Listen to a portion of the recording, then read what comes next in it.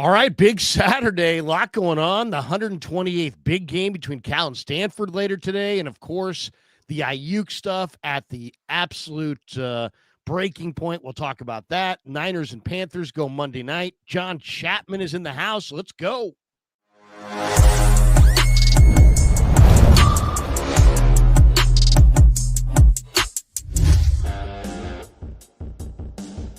Off and running Saturday morning. 9:11 on the West Coast, 11 minutes after noon back east. Welcome to November the 22nd, Saturday, November the 22nd. Welcome to the Crude Show, brought to you by Pig and a Pickle. The best barbecue in all of Northern California is Pig and a Pickle. Check them out. They're in Corte Madera. They're in Emeryville, and they got a brand new location opening in Petaluma. And we'll tell you more about that. We'll be out at Corte Madera for the Crude Show meet and greet on December the 7th. You're all welcome to stop by. It's going to be kind of an open house. We'll have some barbecue. There'll be some drinks. I'll give away some prizes. I've got a Ricky Pearsall signed mini autographed helmet to give away to some lucky Ricky Pearsall fan. And it will go to the first person who scores a touchdown in Ricky Pearsall's name. No, just joking, Ricky. Just joking, but Ricky did sign that, and we will be giving that away on December 7th in Corte Madera. So join us out in Corte Madera. We'll have a flyer. Kev has put up a flyer. I'll put it out on social media. You guys can all see it.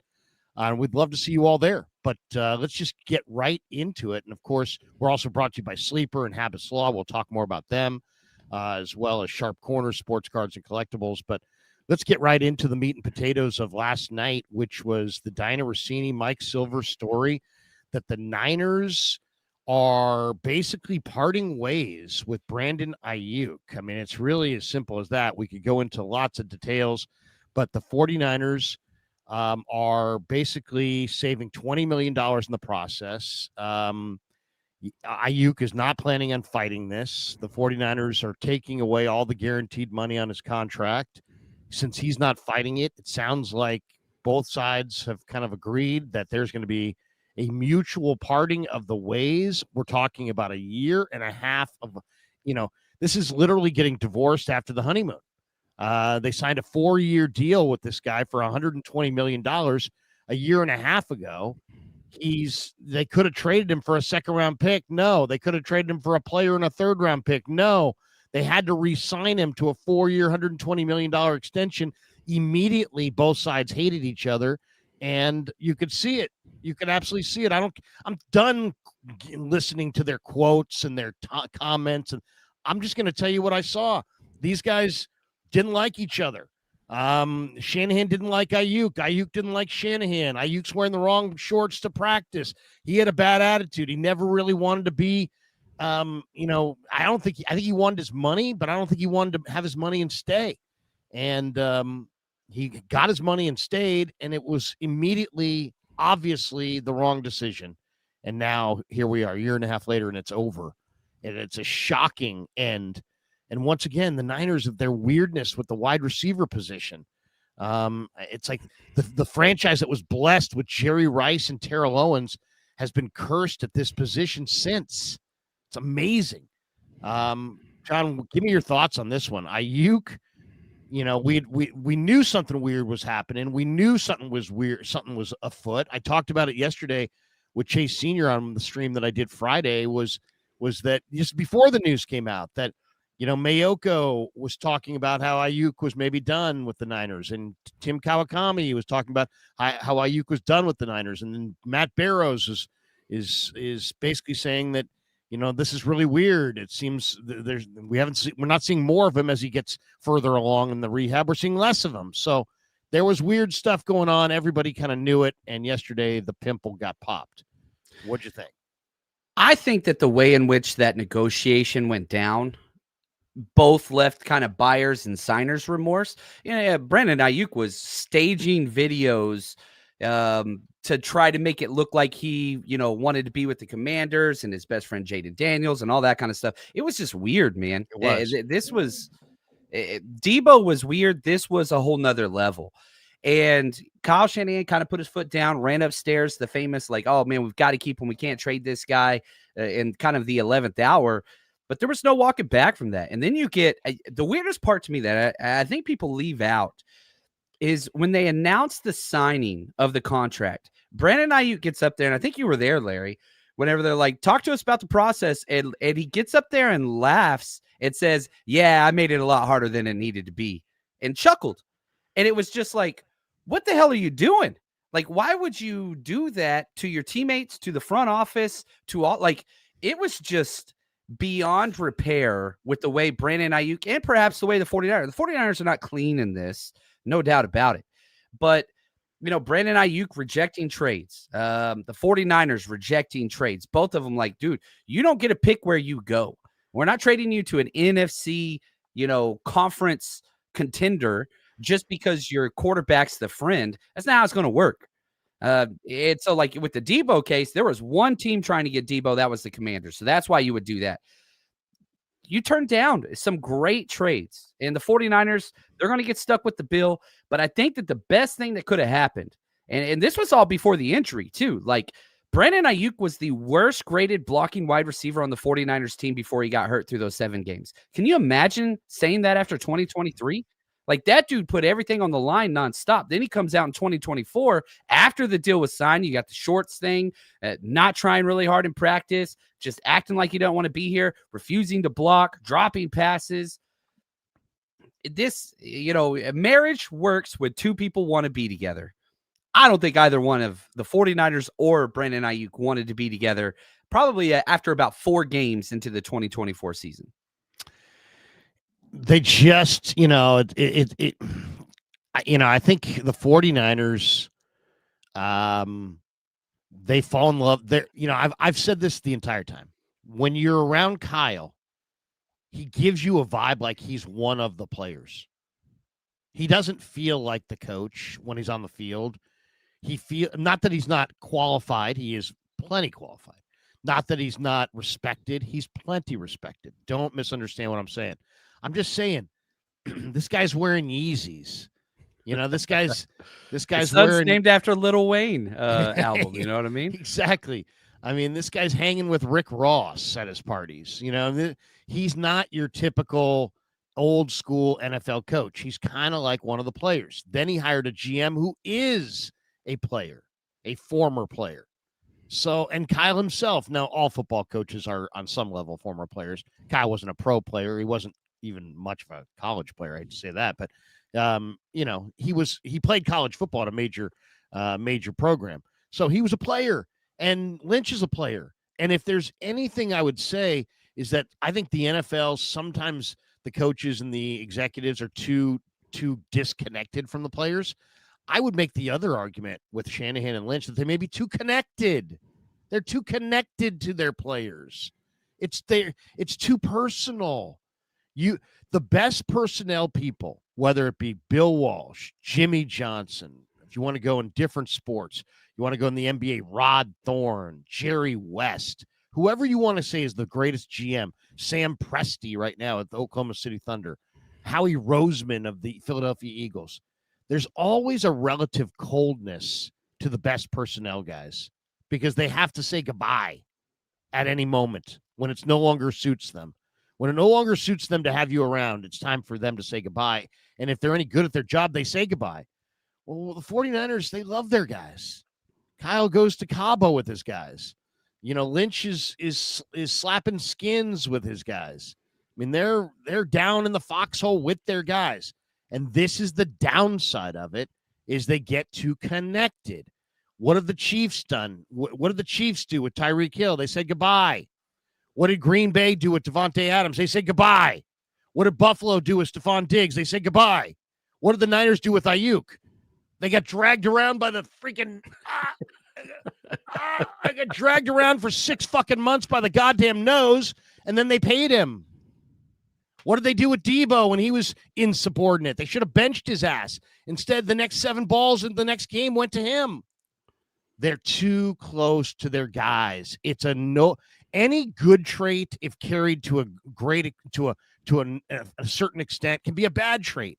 Is it good that they're down with their guys? Yeah, it's good. Is it good that they're in the foxhole with their guys? Yeah. Do the guys like it? Yeah. But this is the downside. It's hard when you go Cabo vacationing to then say, hey, you know what, goodbye. And they're going to have to say goodbye. To forget this guy. They didn't care about this guy. They didn't like this guy. They love McCaffrey. They love Trent. They love Kittle. They love Purdy. They love these guys. And they're going to have a hard time saying goodbye to those guys. I think this is kind of the downside of Lynch and Shanahan, is that they should have made a clean cut and looked at this thing and said, hey, look, wide receiver is the most dominant, most packed position in all of the draft. Last 7 drafts, 6 of them have been burgeoning wide receiver drafts because everybody's running 5 wide. Everybody's got a ton of receivers. There's more receivers, more spread every year. So there's a ton of options. There's a ton of options this year already at wide receiver. So I think they paid you want to pay a not left tackle, do it. You want to pay a defensive tackle or a defensive end, a superstar linebacker, or a number 1 corner, quarterback, fine. Stop paying diva wide receivers, please.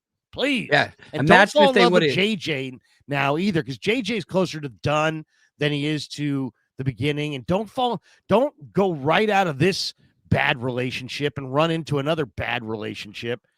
Don't make JJ your rebound.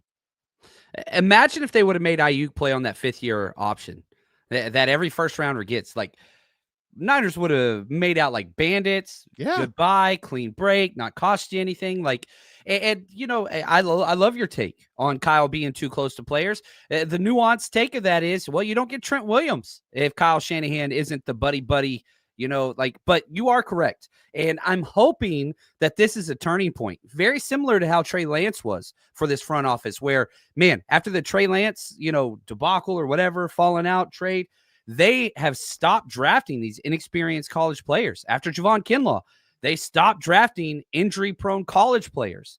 And so, I'm hoping that this transitions out of, look, who did you extend this offseason? Colton McKivitz, who showed up to practice. George Kittle, who was there practicing. Brock Purdy, who was there practicing, right?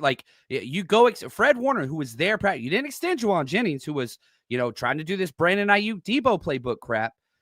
Man, cut that out. And I'm hoping the 49ers' new staple is, we ain't doing contract extensions on holdouts. Now, there's going to be somebody that's going to break that trend and whatever else, but dude, let's be done with that.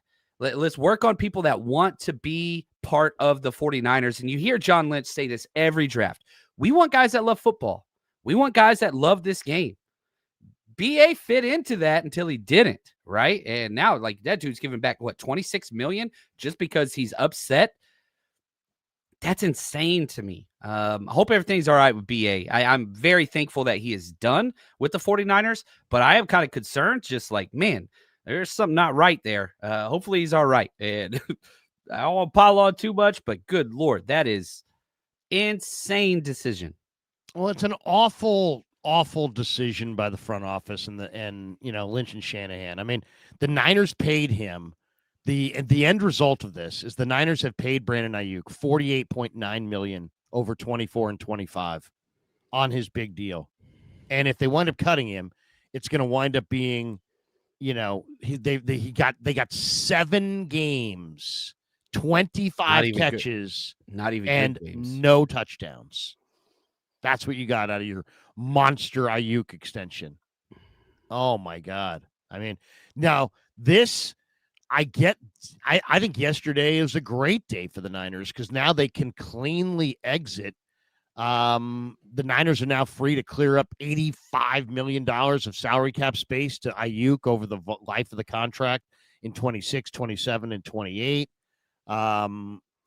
So that's, so basically you're voiding, $27 million from his 2026 deal, but then he's also willingly walking away from the rest of it, which I got to think is maybe one of the dumbest decisions I've ever heard. You just had a life-altering, catastrophic knee injury that makes you a diminished player, and you're going to take the guaranteed money that you do have on your current deal, and just because you want out, you're going to relinquish the other team, the Niners' responsibility to pay you any of that money.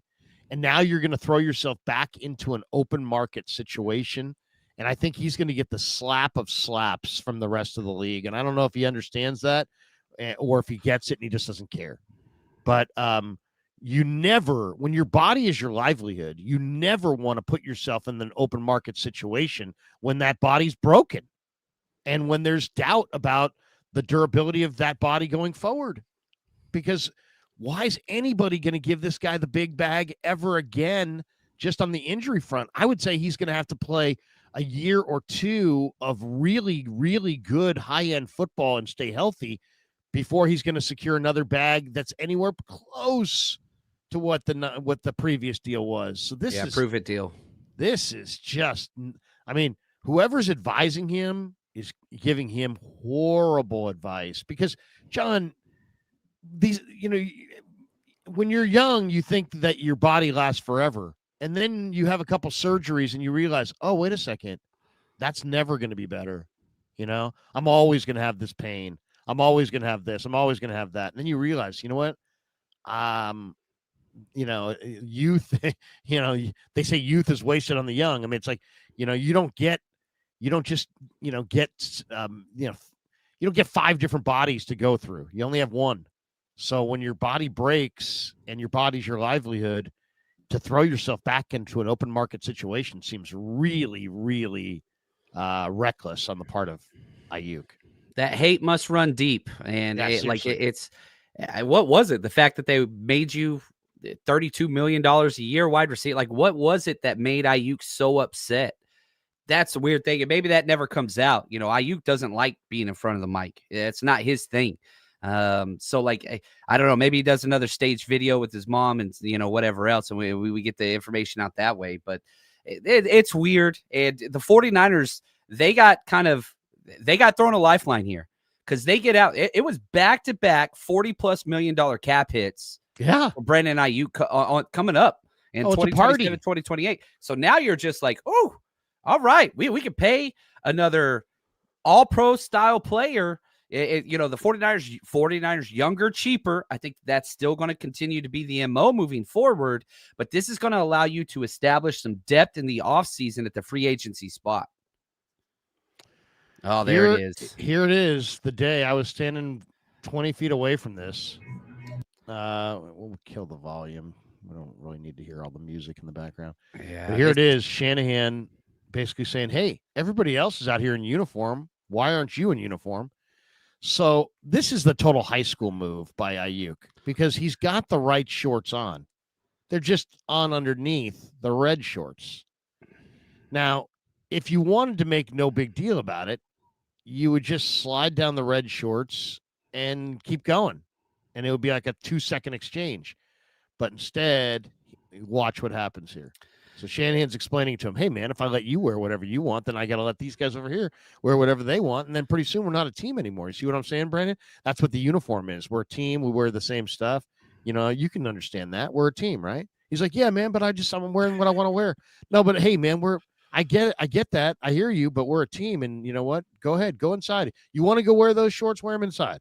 Otherwise, why don't you wear them out? Why don't you get some black shorts on? Because we're all wearing black shorts today. And instead of just sliding them down, takes off his gloves. Now the players are looking over. What's going on? Now he's unlacing his shoes. You got to unlace your shoes. Like, you don't have to do that to take athletic shorts off. Like, everybody knows that. Like, he's just being. And right now, if you could slide them off. Now you're done. You got the right shorts on underneath. Look at that. Or he's going to kick his shorts like he's a petulant 13-year-old. This is like my 15-year-old when I say, hey, take out the fucking trash already. Take out the trash. And then he grabs the can. He starts hurling it towards the curb. Hey, listen, you spill that on the curb. You're picking up all that garbage. It's funny. You said high school. When this happened, when this video came out, I was like, dude, that's straight middle school behavior. One year I coached middle school football before I went to coach high school. And it happened one time in my entire 15-year coaching career that I had to deal with a uniform issue like this. And it was the one year I coached middle school. Never happened at high school. So in 15 years, happened one time. And shout out to Jamari if you're watching this. I guarantee you he's not watching this. Yeah, I was like, dude, all right, you fix it or you go inside. It's simple. It's about the team. It's about you. Which one is it? It's very clear who BA was out for. It's very clear. Now, I want what's best for him moving forward. And I hope a lot of Niners fans kind of be thankful he's gone. Be thankful that you get back all that money. Be that. Hope he does well. Hey, Niner fans, if you're sitting around complaining and bitching today, you just got out of your timeshare for free. You just got out of your ridiculous timeshare that you were going to spend millions on in the future, and you're out of it. And instead of getting pissed about it, go throw a party. You're out of your timeshare. I mean, that's basically what happened here. Yep. Kind of. I mean, if you're trying to understand it. We got this one from Matt Cornell. He says, Krug, explain the cap ramifications if you can, please. All right. Well, I will go to the great philosopher. I'll go to the great philosopher. I already know who you're going to. That was amazing. I'll go to the great philosopher, the all-knowing, the omniscient narrator of Niner football, Dave Lombardi. Oh, home run. And David says, Brandon Aiyuk's 2026 salary cap situation. The current hit, $15.4 million.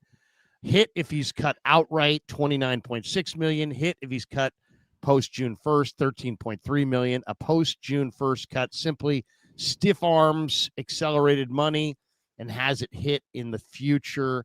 Cap space is connected from year to year, so the 49ers would avoid $85 million altogether by moving on from Aiyuk, of which the $27 million has been guaranteed. So a post June 1 maneuver is what would allow for the most short-term money flexibility, according to Dave. And I'll freely admit, Dave knows more about the Niners cap than I do.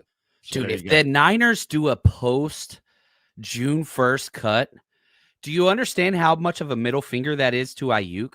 Because that means he wouldn't be able to negotiate with teams until after free agency, till after the draft. Like, that is undercutting him even further. That would give the Niners more cap space in 2026, less cap space in 2027. So are they trying to rip the Band-Aid off? If that's the case, you just cut them as soon as you can. You take that full cap hit all in 2026, but then it's done. Or do you want that cap hit spread out over 2 years, all while screwing Brandon Aiyuk even further? Here's one more, because Dave has multiple of these explanations. This is what I love Dave for. Dave's got this. He says, for wondering about dead money, with the 2026 $27 million voided now, the accelerations onto the 49er books, if Brandon Aiyuk is cut, would be from the 24 signing bonus proration, which is $13.8 million, and a 2025 option proration, which is $18.2 million. So $32 million, all money the 49ers have already paid Aiyuk and is going to hit the salary cap regardless at some point. Cutting Aiyuk outright would cost the Niners $16.6 million in additional 26 cap room. They can wait until after June 1st to push some of that to some of that cap load back to 2027 So it's bad, but it ain't awful. It's bad, but it ain't awful. Oh, I mean, it's a major it's a major savings. I mean, I hate to say this, and this sounds really bad, but a lot of times teams are about the players, only what they can do for them. And I get the feeling that the Niners may have been done with Aiyuk as soon as the injury happened. I mean, they were done with they didn't love the contract to begin with, and I'm not sure if he's their favorite guy, period. But as far as like we're getting out of this, it's like once he was broken, they were not going to just, I think they were looking for a way out. And you can't trade that contract on a broken player. That contract was awful. Right. I said when they signed it, when the details came out, it's like, this is the worst NFL contract outside of quarterbacks across the entire NFL. Like, it was horrible. Back-to-back $40 million cap hits. Niners got so lucky here. Niners got lucky. Niners got lucky, and Aiyuk now is gambling on himself. He's going to have to play on a 1-year prove-it deal to try to get a 3 or 4 year deal. Because teams are going to be worried about his health and his durability. And I mean, this is one of the biggest fumbles of cash. This is one of the worst contractual fumbles by a player of our lifetime that I can remember, as far as where a player really made a bad decision, because now you're going out into the marketplace off of 3 torn ligaments and an injury that's really big, huge, and you're a receiver, so it's like receivers and corners just have to go like full bore at all times. And if you're not like 100% healthy, as we saw with Ricky Pearsall, you can't play receiver. And the same thing can be said for corner. You can't play corner if you're not healthy. So the fact that this guy's body is just beat up, and now he just walked away from guaranteed money. I mean, even if he walked away from $10 of guaranteed money, it's probably short-sighted, especially when you see that the average NFL player is broke within 3 years of stopping playing. And right now, I'm sure it seems like, oh, you've got all the money that you're ever going to need. Something tells me you probably are going to need more. That would be my guess. Does this make Jauan Jennings? Do you think the Niners? This is like a philosophical thing now, where they're like, you know what? Screw big money on receivers. We're not doing that anymore. Say goodbye to all of them, including JJ in the offseason. Or do you think, does this Aiyuk thing make them go, you know what? We're not paying any of these diva wide receivers who have an overinflated opinion of their self-worth. We're not paying any of these guys. That's it. And we're moving on, and JJ's going to move on? Or do you look at this, and because there was a report a couple weeks ago, and I don't know who had it. I wish I could remember.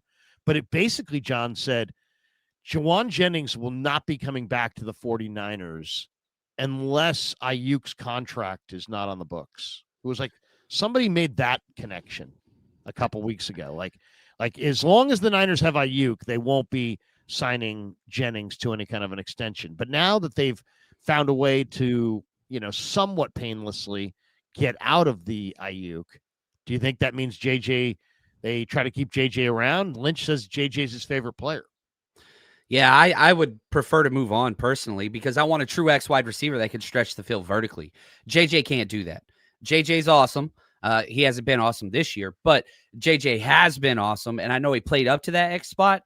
No, I don't think that it's a fit moving forward. I want a true X wide receiver for the 49ers. I think that JJ's great, but are you going to like move him back down to his number 3 role? If that's the case, what he's getting paid right now doesn't even fit that. Like, you're already overpaying him if he's just going to be the number 3. Ricky Pearsall is going to play the Z. Like, that's locked up. Hopefully he stays healthy. The problem is you need a vertical field stretcher at that X spot. I would not want the 49ers to sign Jauan Jennings long-term. And again, Jauan Jennings followed the Aiyuk playbook. Didn't go well for him. And now you look at Jauan Jennings, and it's funny. I said the same thing about Aiyuk. He is currently the worst run blocking wide receiver the 49ers have on the team. Kendrick Bourne's out blocking this dude. Now, his play is ascending, but I don't think so. I really think I don't want to pay more wide receivers. I just don't. That market is so inflated.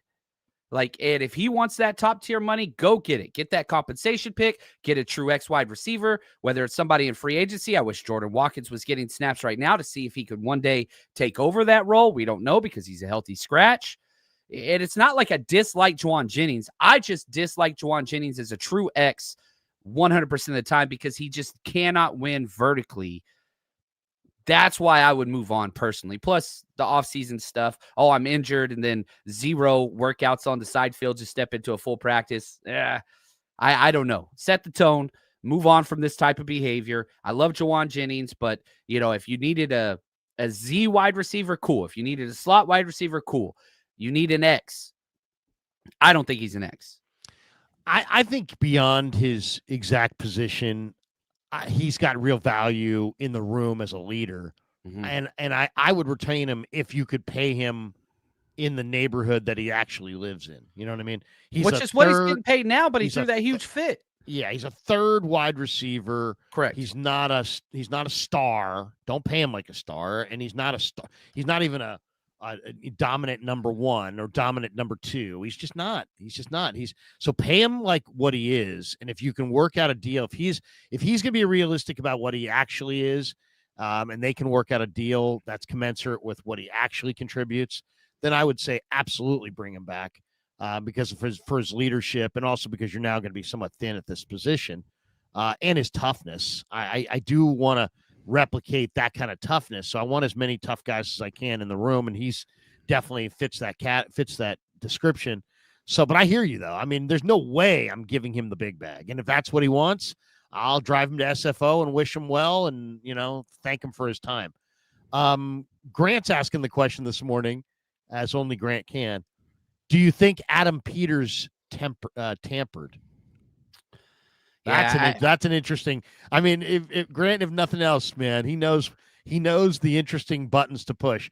I mean, it's an interesting conversation. I mean, but they have one of the best X's in the NFL. Yeah, they'd like to also get Aiyuk, but Terry McLaurin is the truest definition of an X wide receiver in the NFL. Like truest. Yeah, I don't know. I that doesn't make sense. Why would he do that against one of his longtime friends? I think that is just, I 100% disagree with that. Yeah, well, I mean, he's asking the question, but my answer would be no. No, Adam Peters didn't tamper with him. I mean, I'm sure Peters. Him and John Lynch are like best friends and go running and work out together all the time. Why would he do that? Well, he's not going to undercut the Niners, but he may have said to Aiyuk or his agent, hey, when everything gets settled, give us a call. I mean, that's all he really needs to say. If you can shake or how about this? If you can shake yourself free, give us a call. Something like that. And then all of a sudden that's motivation. But that actually could be viewed as influencing Aiyuk to help Lynch. You know what I mean? Hey, John, I talked to Aiyuk and I told him, if he ever gets separated from you guys, to give us a call. And so now he wants out and he's willing to just let you guys, recoup some of this money and just walk out, without all the money that he could be rightfully his. And that could be seen as a pro Lynch move. How about the bigger question, which is this question that Chase Sr. is kind of broaching here, which is, are the Niners now officially screwing up the draft too much? Are they screwing this up as far as the first round? Look at this first round. I mean, they've had 7 first-round picks of the first 7, or they've had 9, but of the first 7, they only have Bosa. I mean, literally, between 2017, 2018, 2019, 2020, 2021, you've got a bunch of drafts there. You've got Solomon Thomas, Reuben Foster, Mike McGlinchey, Nick Bosa, Javon Kinlaw, Brandon Aiyuk, and Trey Lance. You have 6 now guys that are moved on or misses, and 1 hit. And that hit was the second pick I disagree with that. I disagree with that big time. Like, Mike McGlinchey was terrible, but he's still like one of the top 10 right tackles. Like, yeah, he struggled with getting beat around the edge and couldn't anchor. I understand that. Okay. That dude is still awesome. Like, he's a good player. I'm glad he's gone, by the way. Nick Bosa, amazing. But didn't get the second contract. Didn't get that. And I'm thankful that they didn't get that. And he Brandon was a right Aiyuk was a tackle hit. picked in the top 10. Brandon Aiyuk was a hit. Like, that was Brandon Aiyuk, but I'm just saying, as far as what this team has to show for it, because now we're talking about you're the architect. The GM is an architect. An architect his job is to build, and of your number 1 picks, which are your gold bullion in the personnel world, you only have Mikel, Pearsall, and Bosa left of all 9 of your first round draft choices.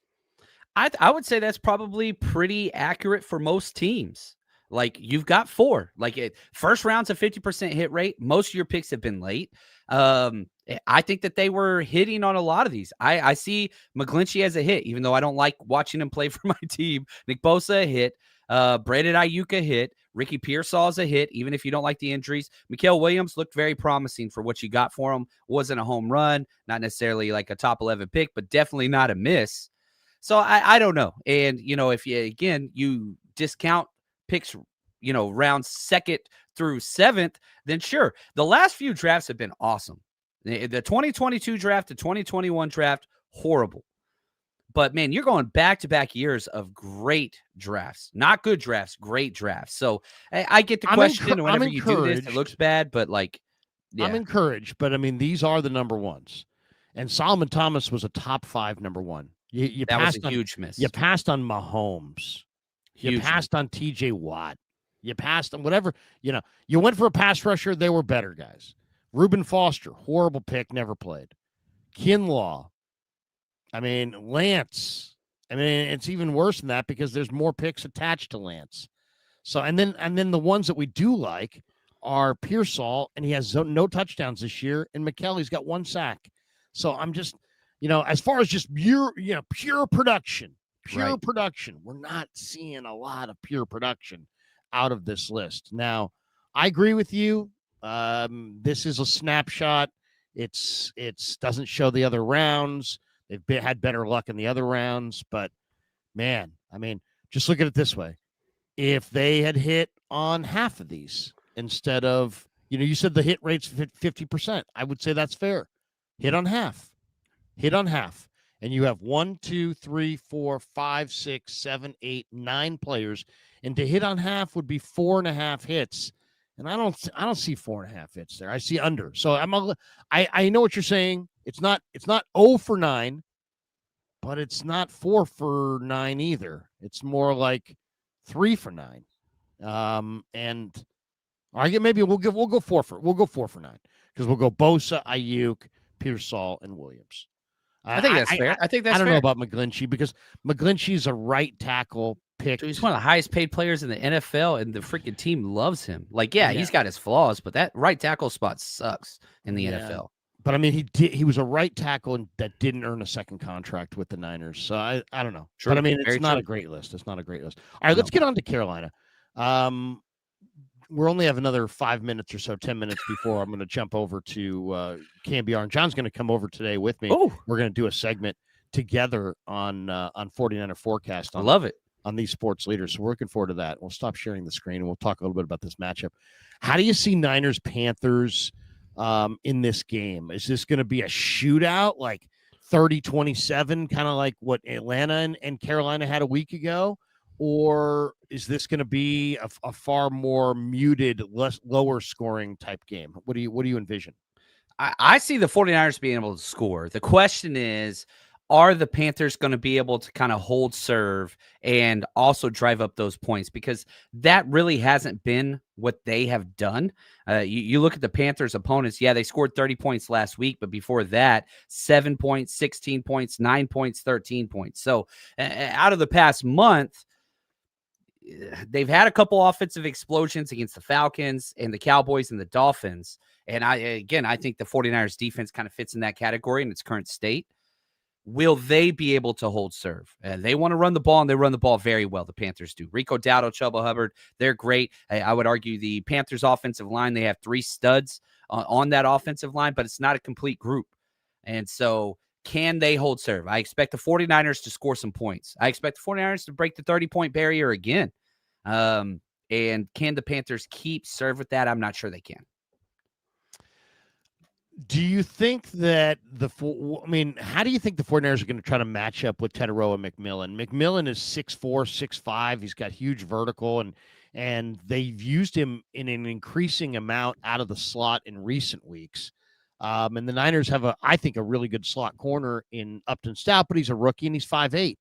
Do you think that Saleh tries to maybe move some guys around and try to get a different body type on McMillan? Or do you think he'll be okay throwing, the smaller player who's got a speed advantage, but obviously a size disadvantage on Teteroa, who's coming off his best game of the year, I think. Yeah, he's the real deal. And it's not just Tet. Xavier Legette, another huge out of South Carolina, big wide receiver. Yeah. So I think that they're going to go a myriad of ways against Tet McMillan. They're not going to rotate corners. They're going to keep Renardo Green and Demo where they are. They do the big slot, and then they do a true nickel slot where it's going to be Jason Pinnock and Upton Stout. So, depending on how they want to use Tet, the 49ers have small wide receivers or corners everywhere. By far, one of the smallest 3 starting corners in the NFL. Demo's the largest. He's 5'10". Renardo Green's even smaller, but you looked at Renardo Green and what he's been able to do. He's at his best against big wide receivers. He had his best game in the NFL against DK Metcalf. He had his best game in college against Malik Neighbors at LSU. So, like, these smaller guys, just because, you look at the, the boxer telling the tape and the height and the reach and all that stuff, it looks like a mismatch. But the 49ers have gone after these corners that are nuisances to these bigger wide receivers that can't get that separation. Now, Tet runs great routes and gets separation. I think the 49ers are going to just basically do their cover 3, cover 4 palms coverage and say, look, we're going to give up the underneath stuff. We're not going to let them beat us deep. That's the whole idea. Can Bryce Young and this Panthers offense generate these 12, 13 play drives continuously 5 times throughout the game? We'll have to see. So I think it's just going to be keep everything in front, rally and tackle. I don't expect to see a lot of press man outside of cover 6. But no, I want to see how these corners perform against these stronger wide receivers. This is what they were drafted for. To me, I think it's going to be really interesting to see how the Niners match up with McMillan. Can they stop Dowdle? Dowdle hasn't looked as good the last couple of weeks as he did against Miami and Dallas earlier. And then, the other thing I'm looking for in this game, and the only part of Purdy's performance last week that I didn't feel like I got an answer on, what did you think of Brock? Well, I thought his arm strength looked pretty good at times. He had a couple, really loopy passes, but I thought basically he looked pretty good. I thought his accuracy definitely was good. I mean, he threw a couple dimes that won the Kittle to start off the game, obviously. The first touchdown, or the second touchdown, I should say. But the escapability is the one thing that I still have questions about. There were a couple times where he looked like he could escape and just opted not to, stayed in the pocket and kind of drifted. And maybe I feel like in the past, Brock would have seen that lane and just took off.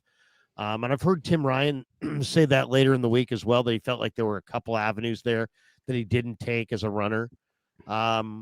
Lynch said it was more game, it was kind of just game sequence. It was really more about the conditions and not the conditions, but the game flow, and it just didn't call for that.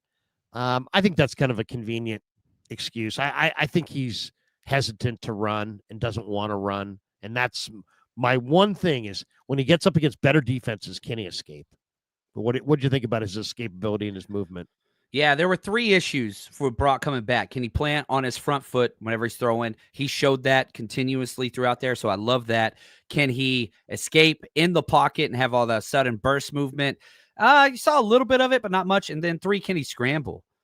Didn't see one scramble. This looked like 2022, 2023 Brock. And then you get to the 2024 seasons where he really started running, on that playoff run in 2023. That's when that changed. We haven't seen that yet. And that's whenever he got re-injured against the Jacksonville Jaguars. So definitely was just, hey, let's be a little cautious with this. If it's there, take it.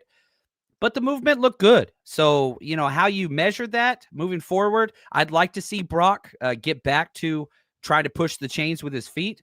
But we'll see. We'll see what that looks like.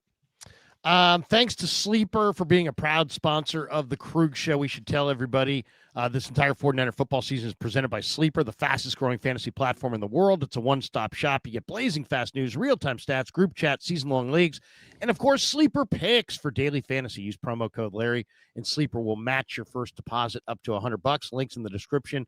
Terms and conditions do apply, and thanks to Sleeper, and there it is right there. Get a $100 deposit match up to $100. Use code Larry, Larry. And thanks to Habbas Law as well. Omar Habbas, Tarek Habbas. Right now, hunger is hitting the community hard. I mean, this is the time of year. Families are trying to hold it together. You got veterans quietly struggling. Even teachers who care for our kids are struggling. As the school holidays begin, thousands of children will lose one meal that they can count on. So if you would please help us join Habbas Law's team in the fight against hunger with Loaves and Fishes. Loaves and Fishes is a lifeline serving hot, dignified meals. No judgment, no barriers. Join Omar, Tarek, and the Habbas Law team. Visit loavesfishes.org. Habbas Law, fighting to end hunger, fighting to make it right. They're great attorneys as well. 1-800-INJURED. Habbas Law on the web, HABBAS Law.com. They will fight to make it right. And thanks to Habbas Law for doing these initiatives and caring about our community. We need more private-public partnerships to bridge the gap between what the municipalities can no longer afford to do and what can be helped out through the private sector. And I'm all about these things. I'm all about trying to give back. And I know Habbas Law is, and it's one of the reasons I really love having them as a sponsor. So thank you, Omar. Thank you, Tarek, for being so charitable and being involved in so many great causes. We'll roll through our supers before we bolt. We got this one from Silent. Ricky makes it okay. Way better attitude. Okay. David Esger says Aiyuk is done with football, won't play again. Wow, I disagree with that. I think he's going to play. Don Tapia, 9559. What can the Niners spend this money on now? How about offensive tackle, defensive tackle? That's what comes to mind. Maybe a number one corner. Maybe instead of getting a number one receiver, maybe a number one corner. Boxing fans ×4. Carnell Tate. Yeah, what do you think? He can block. I love Carnell Tate. Buckeyes, probably the second best receiver on his own team, but he's a great receiver, and he's terrific. He would be terrific in the draft. The kid from Louisville is really, really good as well. And I like Jeremy Bernard from Alabama. When I was talking to Matt Miller from ESPN this week, he said, man, Jeremy Bernard is such a Niner. And I would love to see Jeremy Bernard with the Niners. See, that would be a good one. Got $49.99 from Ryan Sandberg. Thank you, Ryan. He says, where is Bosa during the broadcast? Anytime the announcers mentioned Warner, the camera goes to him in the owner's box. However, when mentioned Bosa, never show him. Is he around? Would you trade Bosa for Miles? Bosa, 3 ACLs for Bosa.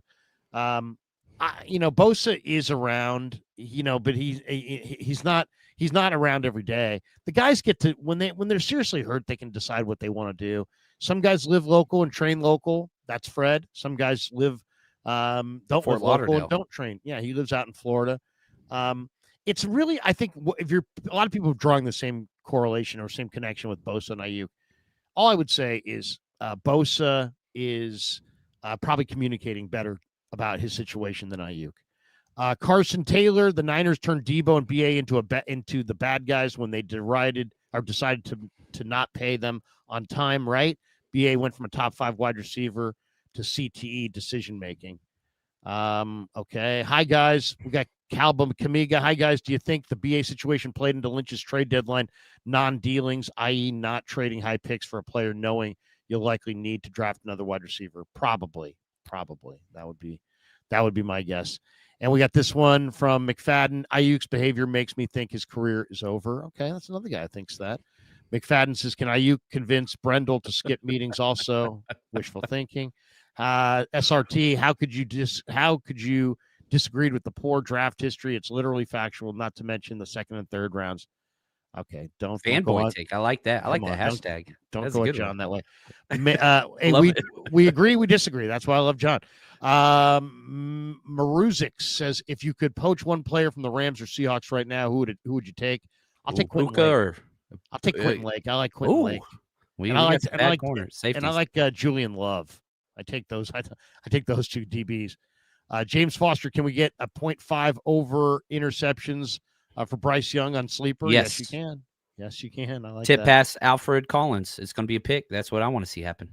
Rooster says every John Lynch first-round pick is tore their ACL or is not on the team. Expect Pearsall. Oh God, don't say that. Don't put the hex on Ricky. That's a trip. All right, that's gonna do it for us. John's gonna join me over on the KMBR for a few minutes at 10:15. John, great to see you, man. All right, tell brother. people Appreciate quickly. You, we only got a minute, but tell people about your next trip real quick. Yeah, come on out. Cleveland and Indianapolis. 49ersrushroadtrip.com. Come party with us. Let's go. Peace, everybody. Yeah, never met a man I've been scared of. Careful, you won't get exactly what